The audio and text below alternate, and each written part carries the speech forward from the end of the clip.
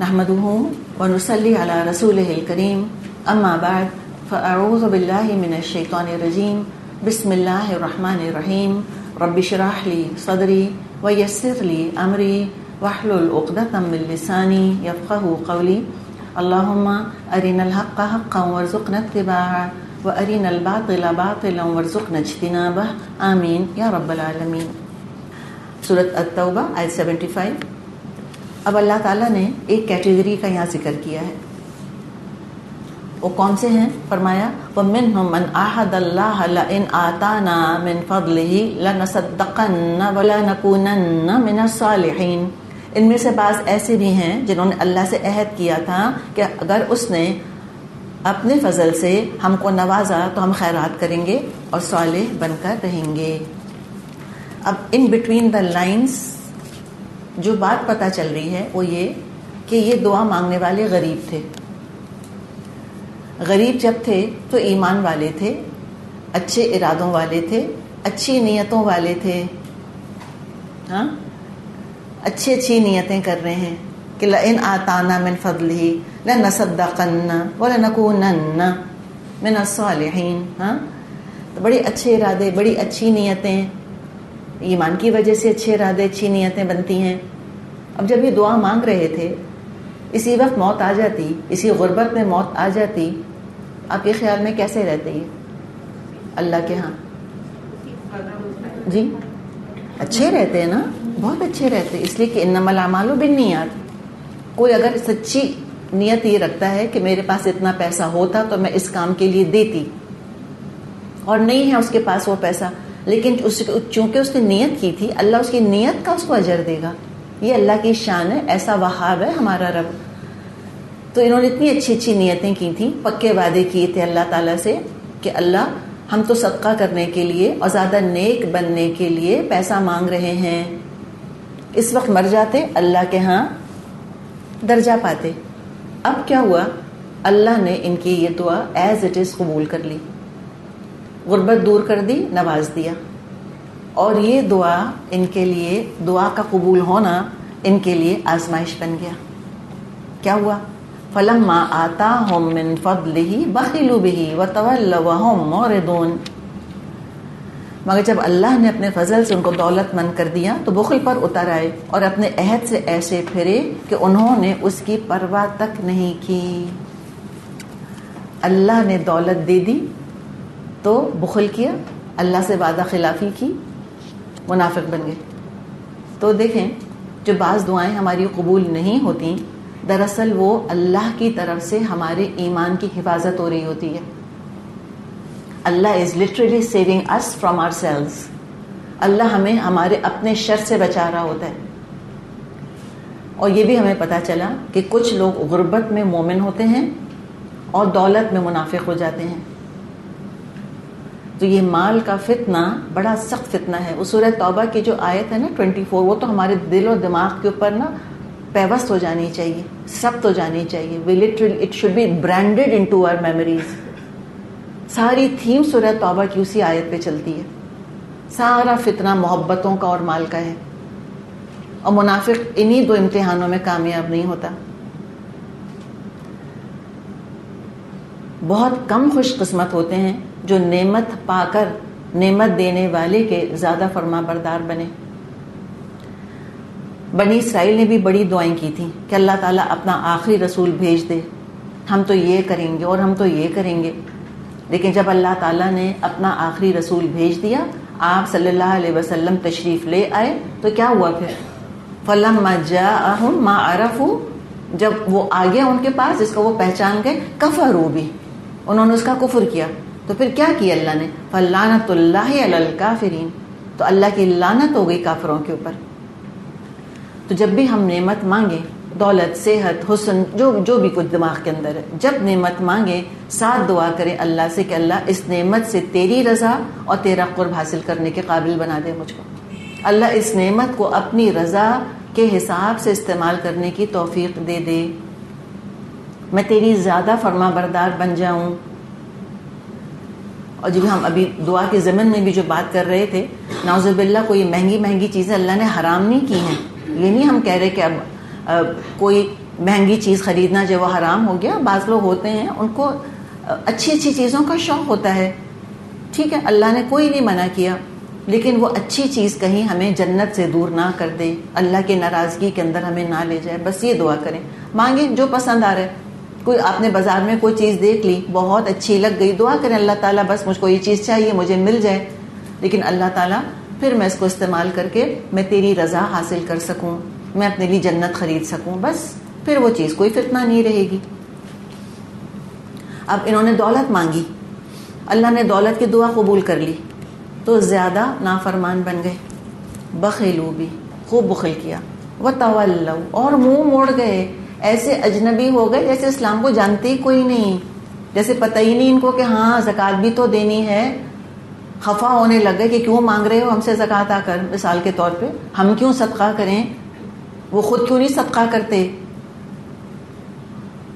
ہم نے تو محنت کی ہے. پھر بھول گئے کہ اللہ سے مانگا تھا, کیا یاد رہ گیا کہ میں نے محنت کر کے کمایا, تو میں نے بھی تو محنت کی, تو باقی لوگ کیوں نہیں محنت کر کے آخر کما لیتے.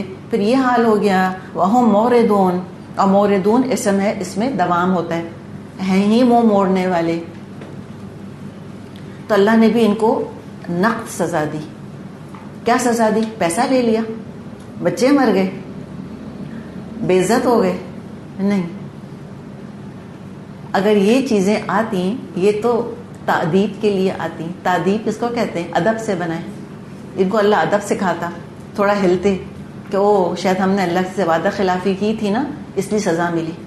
تو کبھی زندگی میں آزمائشیں آئیں نا, اس پر بھی لاکھ لاکھ شکر ادا کرنا چاہیے کہ اللہ تعالیٰ شاید میں مغرور ہو رہی تھی, شاید میرے اندر خود پسندی آ رہی تھی, شاید مجھ کو یہ احساس ہو رہا تھا کہ میرے تو فیصلے غلط ہو ہی نہیں سکتے, کتنی عقل مند ہوں. اور انکانشیسلی بعض دفعہ نفس جو ہے نا انسان کے اندر یہ چیزیں پیدا کر رہا ہوتا ہے. بعض دفعہ انسان کو خیال آتا ہے میں تو نماز قضا ہو ہی نہیں سکتی, پتہ نہیں لوگ کیسے سوتے رہ جاتے ہیں, اور دیکھیں پھر اگلے دن نہ قضا ہو تو, یا اس ہفتے قضا نہ ہو جائے. اللہ تعالیٰ ایسے ہمیں ہمبل کرتا ہے نا, ایسے اللہ پٹختا ہے نا زمین کے اوپر کہ ساری خود سری انسان کی دھری کی دھری رہ جاتی ہے, سارا غرور ٹوٹ کے رہ جاتا ہے, اور انسان بس اپنے حال پہ صرف روتا ہی رہتا ہے کہ اللہ تعالیٰ میں کتنی گھٹیا ہوں, اللہ تیرا کرم ہے کہ تو نے پتہ نہیں توفیق کیسے دی ہوئی ہوں نیکیوں کی, جب تک ہو رہی ہیں نیکیاں, میں تو اس قابل بھی نہیں. تو اگر زندگی میں آزمائشیں آتی ہیں ہمارے, ہمیں لاکھ اللہ کا شکر ادا کرنا چاہیے. پتہ نہیں اللہ تعالیٰ نے کس شر سے بچا لیا, اللہ نے جگا دی ہم کو, ہم تو سوتے پڑے رہ جاتے ورنہ. لیکن اللہ تعالیٰ نے ان کو تعدیماً کچھ بھی نہیں دیا, نہ کوئی مرا, نہ کوئی دولت واپس چلی گئی. اللہ نے کہا اچھا تم نے وعدہ خلافی مجھ سے کی ہے, سارا پیسہ واپس لے لیتا ہوں میں. نہ, کیا کیا؟ فَعَاقَبَهُمْ نِفَاقًا فِي قُلُوبِهِمْ إِلَّا يَوْمَ يَلْقَوْنَهُ. نتیجہ یہ نکلا ان کی بدعہدی کی وجہ سے جو انہوں نے اللہ کے ساتھ کی, اور اس جھوٹ کی وجہ سے جو وہ بولتے رہے, اللہ نے ان کے دلوں میں نفاق بٹھا دیا, جو اس کے حضور ان کی پیشی کے دن تک ان کا پیچھا نہیں چھوڑے گا. فَعَاقَبَهُمْ نِفَاقًا فِي قُلُوبِهِمْ إِلَى يَوْمِ يَلْقَوْنَهُ بِمَا أَخْلَفُوا اللَّهَ مَا وَعَدُوهُ وَبِمَا كَانُوا يَكْذِبُونَ. تو اللہ نے نفاق لگا دیا, نفاق اللہ نے ڈال دیا ان کے دلوں کے اندر. کب تک؟ قیامت کے دن تک. جب تک زندہ رہیں گے منافق ہی رہیں گے. زندگی بھی منافق والی اور موت بھی منافق والی. اس سے گھٹیا کوالٹی آف ڈیتھ نہیں ہو سکتی کہ انسان کفر یا نفاق کی موت مرے. اللہ تعالیٰ مجھ کو اور آپ کو بری موت سے اپنی پناہ میں رکھے. اور یہ کیوں ہوا؟ بما اخلف اللہ ما وعدوہ, انہوں نے خلاف ورزی کی تھی جو اللہ سے وعدہ کیا تھا اس کی. وبما كانوا يكذبون, اور اس وجہ سے کہ یہ جھوٹ بولتے رہتے تھے. تو یاد رکھیں اللہ سے کمٹمنٹ کرنا مذاق نہیں ہے. کمٹمنٹ کرنا کہ اللہ ہم تیری کتاب پڑھیں گے, ہم یہ ٹائم اس کو دیں گے, ٹائم از منی, اور پھر اس کمٹمنٹ کو توڑ دینا اور سمجھنا کہ ہماری دنیا جو ہے وہ بہت اچھی ہو جائے گی اور اللہ تعالیٰ ہم سے راضی ہوگا. مذاق باتیں نہیں ہیں یہ. مجھ سے اور آپ سے بھی درزی وعدہ کر کے کوئی چیز نہیں دیتا, ہم اس پہ بھی خفا ہوتے ہیں. اور یہ دو انسانوں کا معاملہ نہیں ہے, یہ تو رب کائنات کا, مالک الملک کا, تمام کائنات کے بادشاہ کے درمیان اور ایک ادنا انسان کے درمیان عہد ہو رہا ہے. تو اگر کبھی یہ سوچ لیا کہ اللہ تعالیٰ یہ کام ہو گیا میں اتنا صدقہ کروں گی, 100% کرنا ہے آپ کو وہ صدقہ, اس میں ہچر مچر نہیں کرنی. وہ فلاں بیمار ہو گیا، وہ ٹھیک ہو جائے گا، ہم عمرہ کرنے جائیں گے، پھر جائیں عمرہ کرنے کے لیے. یہ نظر ہو جاتی ہے نا ایک طرح سے. اور ہم جانتے ہیں سورہ بقرہ میں ہم نے بات کی تھی کہ نظر ماننا پسندیدہ تو نہیں ہے، لیکن اگر مان لی ہے تو پوری کرنی ہے. تو جو کمٹمنٹ اللہ سے کی ہے اس کو پورا کرنا ہے، اور یہ چیز جنت میں لے جانے والی ہے. یوفون بالنذر سورہ دہر میں آئے گا. کون ہے جنتی؟ اپنی نظریں پوری کرتے ہیں. یہ آگے بڑھ کر نیکیوں، اس لیے اس شخص کے اوپر فرض تو نہیں تھا کہ یہ اللہ کی راہ میں صدقہ کرے، خود ہی اس نے فرض کیا تھا اپنے اوپر کہ دولت آ جائے گی تو ہم صدقہ کریں گے. تو پھر اس پہ جب اس نے کوئی چیز خود فرض کر لی، ایک نفل کو اپنے اوپر فرض کر لیا، اب وہ فرض ہی ہو گیا اللہ کے ہاں. ایسے ہی پوچھا جائے گا اس سے قیامت کے دن، جیسے کہ فرض کے بارے میں پوچھا جائے گا. اس کو کہتے ہیں کمٹمنٹ. یا ایھا الذین آمنوا اوفوا بالعقود، اے لوگوں جو ایمان لائے ہو اپنے وعدے کمٹمنٹس پورے کرو. ہم نے بہت آسان سمجھ لیا ہے کہ کنوینئنٹ نہیں ہے تو میں نہیں کرتی، کنوینئنٹ نہیں ہے تو میں نہیں دیتی، کنوینئنٹ نہیں ہے تو روزے نہیں رکھتی. نہ، اگر مانے تھے روزے کہ 10 روزے رکھوں گی، کام ہو گیا تو 10 روزے رکھنے، ورنہ کیا ہوگا؟ اللہ نفاق ڈال دے گا دل کے اندر. الم یعلموا ان اللہ یعلم سرهم ونجواهم وان اللہ علام الغیوب.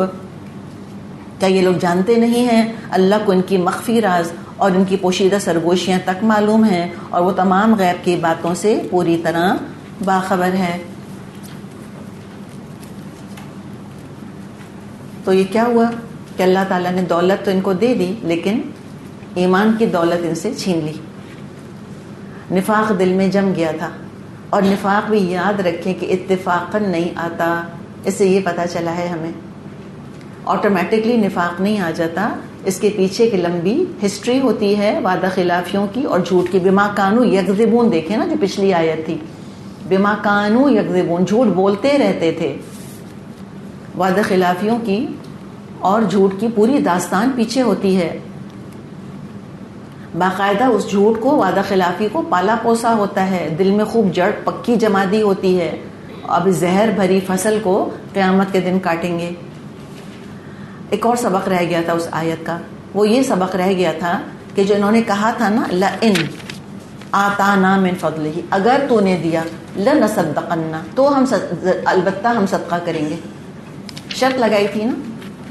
تو میرے اور آپ کے لیے سبق کیا ہے کہ نیکی کے لیے شرطیں نہیں لگانی چاہیے. اگر یہ ہو گیا تو میں یہ کروں گی. بچی کی شادی ہو جائے گی تو حج کرنے جاؤں گی. اگر بچی کی شادی نہیں ہوگی تو کیا حج فرض نہیں ہوگا؟ ہاں بتائیے ذرا. لوگ سمجھتے ہیں کہ فرض نہیں ہے. وہ کہتی ہیں بچیوں کے ہاتھ پیلے نہیں ہوئے، ہم کیسے حج کر لیں؟ گھر نہیں بنا، کیسے حج کے لیے چلے جائیں؟ شرطیں نہ لگائیں کسی کام کے لیے. اگر یہ ہوگا تو پھر میں یہ کروں گی. ان لوگوں کا معاملہ بھی کیا تھا، غریب تھے تو کیا ہوا، جتنا تھا صدقہ کر دیتے، اس میں سے جو بھی تھا صدقہ کرتے، اللہ دیتا، اللہ برکت دیتا. انتظار کس بات کا تھا؟ کیوں شرط لگائیں کہ آئندہ نیک بنیں گے، ابھی سے نیک بن جائیں؟ انتظار کس بات کا کہ وہ کام پورا ہوگا تو 10 روزے رکھیں گے، ابھی سے 10 روزے رکھ لیں؟ تو شرطیں نہیں لگانی چاہیے اور نیکی کے لیے انتظار نہیں کرنا چاہیے. اور فرمایا کہ دیکھو الم یعلموا، کیا یہ جانتے نہیں کہ اللہ تعالیٰ ان کے چھپے راز اور ان کی سرگوشیاں سب جانتا ہے، اور اللہ تو غیبوں کا خوب جاننے والا ہے. الم یعلموا، الم تعلم بھی پیچھے پڑھا تھا ہم نے. الم یعلموا سے کیا پتہ چلتا ہے کہ کافی عرصے تک ان کو سمجھایا جاتا رہا، کافی عرصے تک ان کو بتایا جاتا رہا. یہ اردو والا انداز ہے. اگر میں آپ سے کہوں کہ کیا آپ جانتی نہیں کہ آپ کا ٹیسٹ ہوگا مثال کے طور پہ، تو یہ بھی انداز میں کب اختیار کروں گی؟ جب پہلے سے آپ کو بتایا گیا ہوگا اور کئی دفعہ بتایا گیا ہوگا کہ بھئی نصف ہو جائے گا تو پھر ٹیسٹ ہوگا.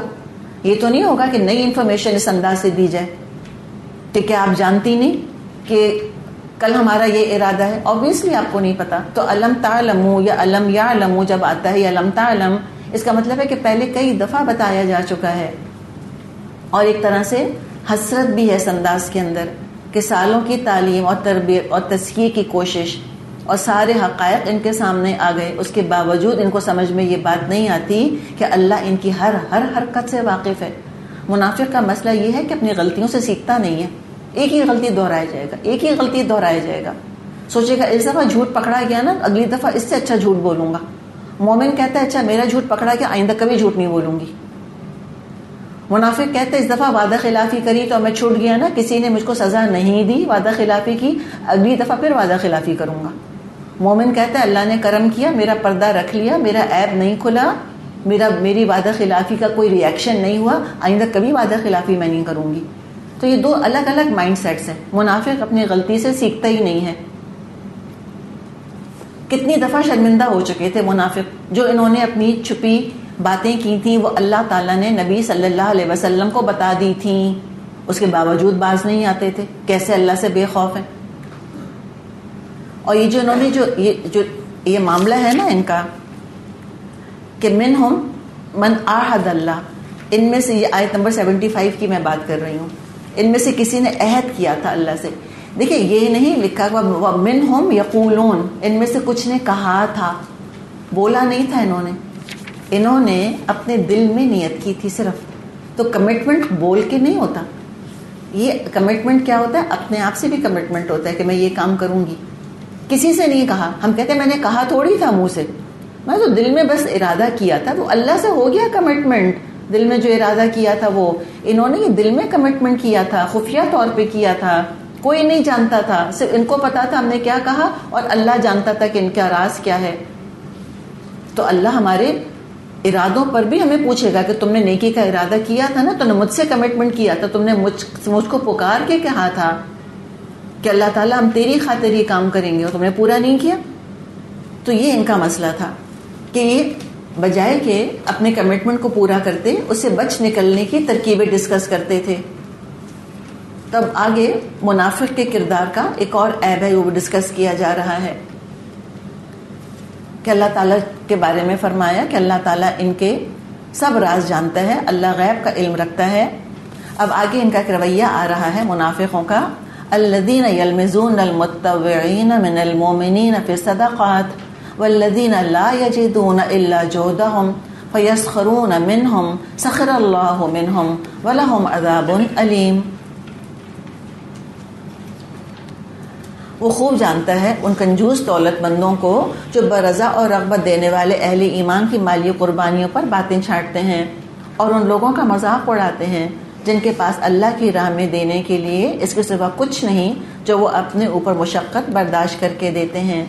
اللہ ان مذاق اڑانے والوں کا مذاق اڑاتا ہے اور ان کے لیے دردناک سزا ہے.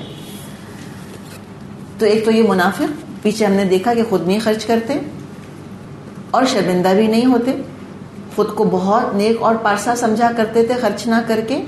کیا کہتے تھے؟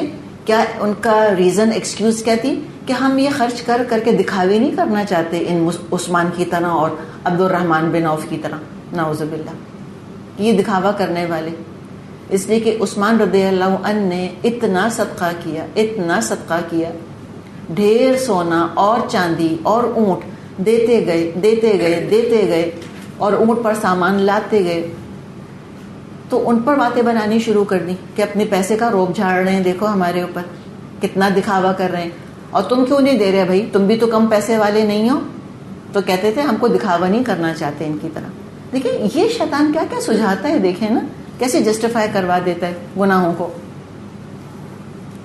اور یہ آج بھی ہم دیکھتے ہیں، کسی سے آپ کہیں نا کہ آپ نماز کیوں نہیں پڑھتے، ہمیں دکھاوے کی نمازیں نہیں پڑھنی کہتے ہیں، ہمیں ٹکریں نہیں مارنی، نماز پڑھنے والے کون سے اچھے ہوتے ہیں. سنا ہے آپ نے؟ آپ کہ بھائی آپ نے حج نہیں کیا، ہمیں اس طرح کے دکھاوے کے حج نہیں کرنے، حج کر کے لوگ کون سے اچھے ہو جاتے ہیں. سنتے ہیں نا ویسی باتیں. تو ایگزیکٹلی وہ چیزیں ہم تو آرام سے ریلیٹ کر سکتے ہیں کہ جو یہ ان کا ایک مینٹل ایٹیٹیوڈ تھا، جو ان کی ذہنیت تھی، وہ آج بھی ہمیں نظر آتی ہے.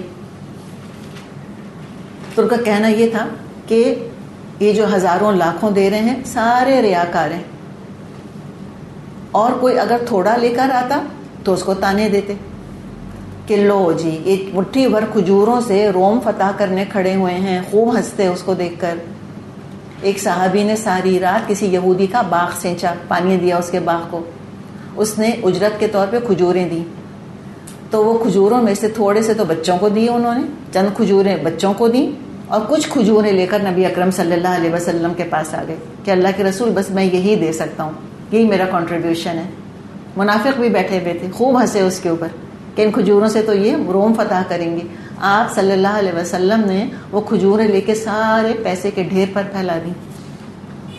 یہ آپ نے قدر افزائی کی ان کی، اور اللہ تعالیٰ کو کتنا پیار آیا ہوگا. دیکھیں جب ڈھیر ہوتا ہے نا، اور ڈھیر میں سے ایک چھوٹی ڈھیری دے دینا نسبتاً آسان ہے، اور جس کے پاس ہے ہی ایک روٹی اس میں سے آدھی روٹی دینا کتنا مشکل کام ہے.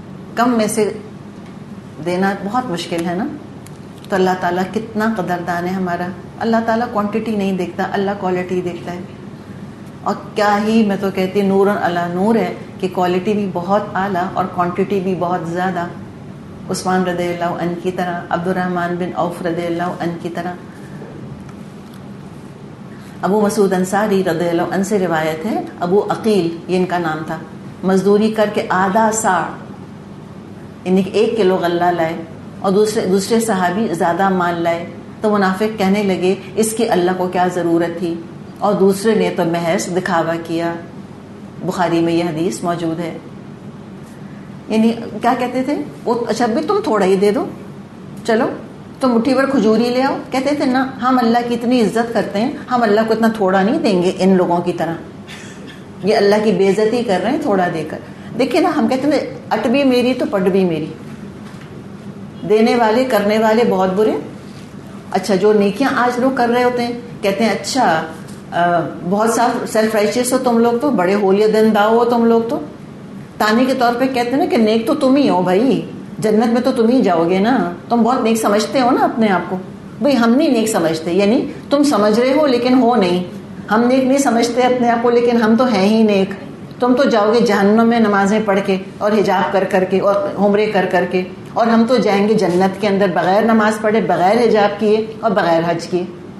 یہ ایگزیکٹلی یہی کہا کرتے تھے منافق کہ اللہ کچھ قبول نہیں کرے گا عثمان کا اور ان سب کا، اور اللہ تعالیٰ ہم سے بڑا راضی ہے، ہم بہت اچھا کر رہے ہیں، ہم دکھاوے نہیں کرتے.